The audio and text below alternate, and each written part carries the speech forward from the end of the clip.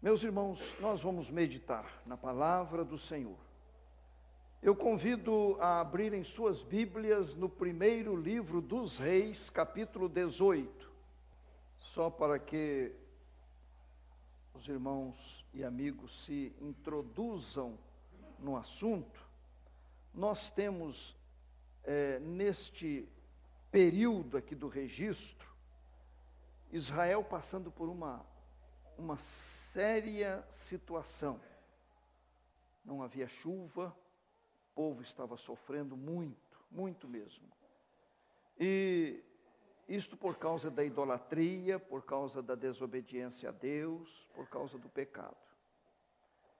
Esta era a época do profeta Elias. Os irmãos se lembram do período de atuação dele. Eu estou contando para evitar ler um texto muito grande. Do versículo 20 aí do capítulo 18 até o versículo 40, aquele encontro lá no Monte Carmelo, quando centenas de profetas infiéis a Deus chegaram lá sob a ordem de Elias para aquele grande desafio. Todos estão lembrados, houve o desafio, Deus se manifestou, houve o acerto com Deus, e a terra seca, sem chuva, já há 3 anos e meio sem chover. Aqui quando fica 1 mês, 2 meses, já preocupa. 3 anos e meio sem chuva. E meus irmãos, chegou a hora do Elias, profeta, orar pela chuva. Agora era a hora de orar pela chuva. Eu vou ler do versículo 41 ao versículo 46. Capítulo 18, de 41 a 46. Diz assim: Então disse Elias a Acabe, Acabe era o rei: Sobe, come e bebe, porque já se ouve ruído de abundante chuva. Subiu Acabe a comer e a beber. Elias, porém, subiu ao cimo do Carmelo, e encurvado para a terra, meteu o rosto entre os joelhos e disse ao seu moço: Sobe e olha para o lado do mar. Ele subiu, olhou e disse: Não há nada. Então lhe disse Elias: Volta. E assim por 7 vezes. À 7ª vez disse: Eis que se levanta do mar uma nuvem pequena como a palma da mão do homem. Então disse ele: Sobe e dize a Acabe: Aparelha o teu carro e desce, para que a chuva não te detenha. Dentro em pouco os céus se enegreceram, com nuvens e vento, e caiu grande chuva. Acabe subiu ao carro e foi para Jezreel. A mão do Senhor veio sobre Elias, o qual cingiu seus lombos e correu adiante de Acabe até a entrada de Jezreel. Para entendermos o assunto desta noite, eu quero que deixem marcada esta passagem e vamos abrir agora em Tiago, lá no Novo Testamento. Abram aí em Tiago, logo depois da carta aos Hebreus, Tiago capítulo 5. Tiago 5, eu vou ler de 13 a 18. Diz assim: Está alguém entre vós sofrendo? Faça a oração. Está alguém alegre? Cante louvores. Está alguém entre vós doente? Chame os presbíteros da igreja e estes façam oração sobre ele, ungindo-o com óleo em nome do Senhor. E a oração da fé salvará o enfermo, e o Senhor o levantará. E se houver cometido pecados, ser-lhe-ão perdoados. Confessai, pois, os vossos pecados uns aos outros e orai uns pelos outros para serdes curados. Muito pode, por sua eficácia, a súplica do justo. Elias era homem semelhante a nós, sujeito aos mesmos sentimentos, e orou com instância para que não chovesse sobre a terra. E por 3 anos e 6 meses não choveu. E orou de novo, e o céu deu chuva, e a terra fez germinar seus frutos. Amém. Observaram os irmãos? Tiago tinha conhecimento daquele ocorrido que nós lemos no primeiro livro dos Reis. Tiago sabia, pela orientação do Espírito Santo, que Elias foi o homem usado por Deus para, primeiro, para fechar os céus. Por causa do pecado do povo, houve a disciplina de Deus. Por 3 anos e meio não choveu. Houve um verdadeiro desespero. Depois chegou a hora da oração para que os céus se abrissem e viesse a chuva, como nós lemos agora há pouco. Meus irmãos, as primeiras palavras do versículo 15 de Tiago são estas: e a oração da fé. Só isso. E a oração da fé. Quarteto Mensageiros da Fé. Eu quero falar sobre a oração da fé. Estou fazendo uma ligação aí deste nome. A oração da fé. Tiago está usando essa expressão. Então não é a oração da incredulidade. Não é a oração da dúvida. Não é a oração do eu acho. É a oração da fé. Ele chamou a oração de Elias de a oração da fé. Não nos esqueçamos disto. A oração de Elias foi oração de fé. Meus prezados irmãos e amigos, houve necessidade de acontecer o que aconteceu naquela época, conforme temos lá. Acabe e sua esposa Jezabel eram um casal com o coração totalmente fora do caminho do Senhor Deus. Totalmente. Os irmãos se lembram das atitudes de Jezabel, a esposa do rei Acabe. Deu conselhos horríveis. Ela marcou tanto a história do povo de Deus, a rainha Jezabel, esposa do rei Acabe, que ela é mencionada lá no Apocalipse. São pessoas que deixam terríveis marcas. E Deus precisou agir daquela maneira. Mas Deus usou um homem chamado Elias para fazer uma oração, interceder. E a oração dele foi a oração da fé. Insisto para que, se a gente sair daqui com pouca coisa do que o pregador disse, que isto fique no nosso coração. Oração da fé, oração da fé. Eu fiquei pensando, o quarteto tem esse nome, Mensageiros da Fé, porque ele quer levar mensagens de fé. Ele quer proclamar estas verdades que precisam ser aceitas pela fé. E eu estava pensando, meus irmãos, como a Bíblia fala de fé. Ela define fé, lá em Hebreus, dizendo que a fé é a certeza das coisas que se esperam. É a convicção de fatos que se não veem. Isto é fé. Certeza das coisas que se esperam. Convicção de fatos que se não veem. Sobre a salvação, diz a palavra lá em Efésios: pela graça sois salvos mediante a fé. Isto não vem de vós, é dom de Deus. A fé. Martinho Lutero, ele teve um impacto tremendo quando leu nas Escrituras: o justo viverá pela fé.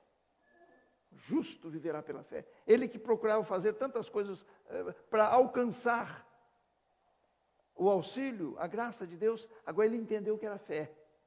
As obras vêm como consequências, mas é a fé, é a fé. O Tomé, quando não creu na ressurreição de Jesus, Jesus apareceu e deu a ele esta palavra muito forte: não sejas incrédulo, mas crente. Bem-aventurados os que não viram e creram. Olha a importância da fé. Diz a palavra: sem fé é impossível agradar a Deus. Oração da fé. Meus irmãos, a primeira coisa que eu quero comentar está dentro disto. O momento da oração de Elias. O momento da oração de Elias. O texto diz que ele foi ao cume do Carmelo. Ele subiu lá, no Monte Carmelo. Fez todo aquele trabalho ali com os profetas de Baal. Deus agiu de maneira maravilhosa. Mas uma coisa eu preciso destacar sempre no meu coração: Deus só agiu depois que Elias restaurou o altar que estava em ruínas, o altar de Deus. Vamos chamar de igreja.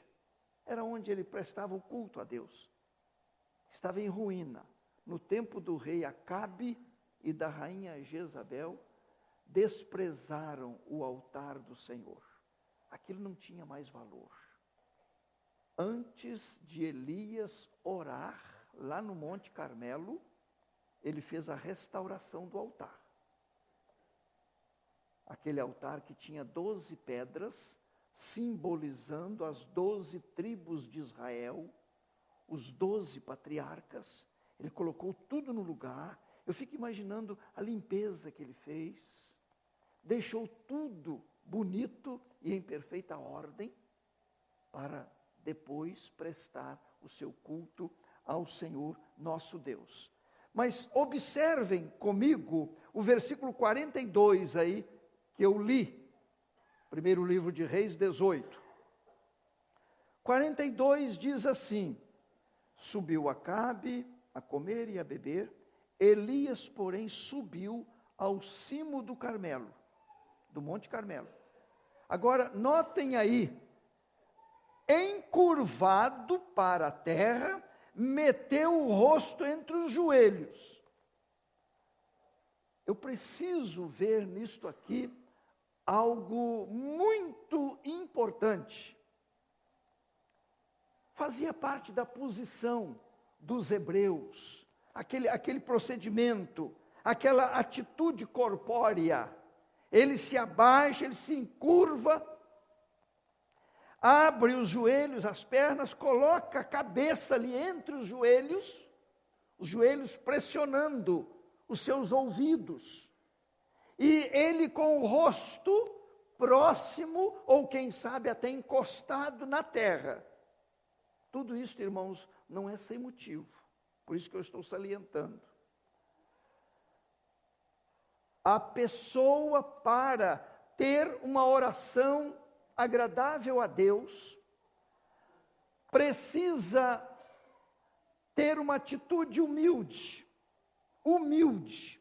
Quando ele procedeu desta maneira e se encurvou até o chão, ele estava se identificando com o pó. Nós temos várias vezes na Bíblia as pessoas se identificando com o pó, até jogando pó e cinza sobre a cabeça. Atitude de humilhação, mostrando que não tem nenhum merecimento. Eu sou pó, eu não passo de pó, eu vim do pó, eu fui feito do pó. É assim que diz Gênesis. Ele nos fez do pó. Então, a pessoa precisa reconhecer a sua origem. E o Elias procedeu exatamente isto. Altar restaurado, agora tudo em ordem. Ele precisava falar com Deus Altíssimo. E para falar com Deus Altíssimo, reconheceu que não podia nem olhar para cima. Ele tinha que olhar para baixo. E ele, parece-me, eu interpreto assim, quando ele pressiona os joelhos em seus ouvidos, ele não estava querendo ouvir ninguém, somente Deus falando ao seu coração. Quando ele coloca a cabeça para baixo, olhando para o chão, ele não queria que os seus olhos se distraíssem com nada. Impediu isto. Seus olhos para o chão, os seus ouvidos pressionados, para ouvir somente o Senhor nosso Deus. Nesta identificação com o pó, nesta atitude verdadeiramente humilde. Meus irmãos, a situação era séria. A crise afetava o país, todo o país. E vamos sintetizar desta maneira: faltava chuva. Faltava chuva. Aquele homem fez tudo aquilo daquela maneira, porque precisava de chuva. O que é que está faltando na nossa vida hoje? Naquela época, ele estava passando por esta crise. Mas olhando, cada um olhando para si, o que é que está faltando? No íntimo, na vida pessoal, na vida familiar, na vida profissional, na vida estudantil, na vida sentimental, na vida financeira, o que é que está faltando? Nós sabemos o que está faltando, cada um aqui sabe, cada um conhece a si próprio, cada um sabe, mas como chegou aquele momento da oração de Elias, tem chegado este momento na nossa vida, nós temos procedido de maneira semelhante para que Deus nos ouça, para que num quebrantamento verdadeiro, real, sincero, Deus abra as comportas dos céus para enviar aquilo que estamos precisando. Segundo lugar, a oração da fé é uma batalha. Por favor, vão acompanhando isto. A oração da fé é uma batalha. É uma luta tremenda. Vejam aí o versículo 43. O Elias disse ao seu moço, sempre os profetas tinham um servo, era o servo dele. Ele disse ao seu moço: sobe e olha para o lado do mar. Ele queria saber se já tinha sinal de chuva. Ele subiu, olhou e disse: não há nada, não há nada, não mudou nada. Observemos isto, meus irmãos. O Elias ali naquela posição, ele não saiu, ele estava clamando. Ele interrompe um pouquinho e fala para o seu servo, para subir e olhar. O servo vem respondendo: não há nada. Elias continua, volta, vai a segunda vez, não há nada. Elias volta a falar a mesma coisa, volta a terceira vez, volta a quarta, volta a quinta vez, a sexta vez, a sétima vez. Foi 7 vezes. 7 vezes. Na sétima, o rapaz disse que via uma nuvem do tamanho da palma de um homem. Uma nuvem desse tamanho, subindo do mar. Meus prezados irmãos, eu fico pensando neste fato da oração, da fé, ser uma verdadeira batalha. E eu concluo que é mesmo. A pessoa que se dedica a orar, a clamar por algo, por um assunto, precisando de uma resposta de Deus, ela entra num campo de batalha. O maligno, com todas as suas hostes, com todas as suas forças, dizendo: é perda de tempo. Deus não vai ouvir. Deus não atende pecadores. O desânimo vai tomando conta. A incredulidade, muitas vezes, ela chega para prejudicar tudo. Eu não estou condenando o moço, não. Ele estava sendo sincero. Ele era o transmissor da notícia. Mas o Elias naquela batalha, e um desgaste realmente, porque a gente se desgasta. Ele vinha e dizia: não aconteceu nada. Não tem nada diferente. Volta lá. Não, já voltei, não tem nada. Nada. É numa hora assim que a pessoa fala: Deus não quer mesmo. É numa hora assim que a pessoa diz: eu acho que eu estou perdendo meu tempo. Deus não me ouve mais. É este ponto que o maligno quer que cheguemos a ele. Meus prezados irmãos, quando o Senhor Jesus Cristo foi,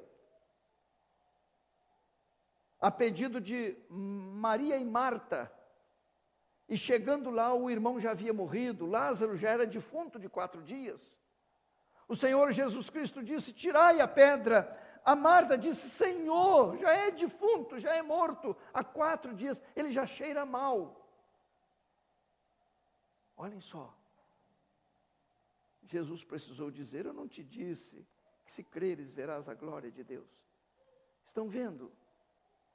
A tendência é desistir. Ele não vai atender. Quando Jairo foi à procura de Jesus para a cura da sua filha, que estava quase morrendo, Jesus Cristo atendeu e foi. Mas logo veio a notícia: ela já morreu. Não incomodes mais o mestre. Jesus se volta para ele e diz: não temas, crê somente. Eu preciso que você creia. Não dê atenção à realidade. Eles não estão mentindo, não. Ela morreu. Mas eu preciso que você creia. Crê somente. E ela será salva. Meus prezados irmãos, o moço ia, não via nada. Pode não haver nenhum sinal da resposta. Não desista. Não desista, porque a oração é batalha. Oração é batalha. Podemos não estar enxergando nada, mas não desista. Não desista. Não dê atenção aos seus sentimentos. Não dê atenção às suas vistas. Parece que não muda nada. Não dê atenção ao tempo. É uma batalha, é uma batalha. Ele foi insistindo com o moço para que voltasse. Foi insistindo para que voltasse. Não parou. Não saiu da sua posição, não saiu do seu lugar, enquanto as coisas não mudaram. Parece, meus irmãos, que tudo contribui para a nossa desistência. Já observaram? Tudo contribui. Nosso cansaço. Eu conversava com uma irmã, aliás, Dona Ivone, vou citar o nome dela, porque é lá do sul de Minas, é a avó do Mateus. Mateus completou 22 anos de idade, 22 anos de sofrimento. Transplante de coração já pela 2ª vez, câncer, problema renal, agora está com outro problema nos ossos. Então, 22 anos assim. Ela me falou: pastor, tem dia que eu fico tão desanimada. Parece que não há solução, não aparece uma luz, é uma porta. Essa batalha às vezes nos deixa desanimados. Esta luta. O próprio apóstolo Paulo pediu aos cristãos que o ajudassem nesta batalha da oração. Me ajudem. precisamos de companheiros nesta batalha, principalmente contra a incredulidade. E eu termino, meus prezados irmãos, dizendo que a resposta de Deus pode vir bem discretamente. A resposta de Deus pode vir bem discretamente. A nuvem do tamanho da palma da mão de um homem. Que resposta! Ele estava esperando que tudo se escurecesse de repente e viesse aquele temporal. Então vem uma nuvem escura do tamanho da palma da mão de um homem. A resposta de Deus pode vir de maneira bem discreta. A nuvem está saindo, está subindo do mar. E o Elias, que fazia aquela oração da fé, que batalhou sem desistir, ele logo fala para o rapaz correr e avisar o rei Acabe: prepara o seu carro e vá embora, porque senão a chuva vai impedir a sua viagem. Olha que fé, meus irmãos. Olha que certeza, que convicção. Não era o tamanho da nuvem, era a grandiosidade do Deus com quem ele falava, a quem ele pedia, é que mexeu com o seu coração. E o texto fala que o Acabe pegou o carro mesmo e foi, imediatamente. E a chuva veio torrencialmente, resolveu o problema de toda a nação. A resposta pode vir de maneira bem simples, bem discreta, bem suave, bem suave.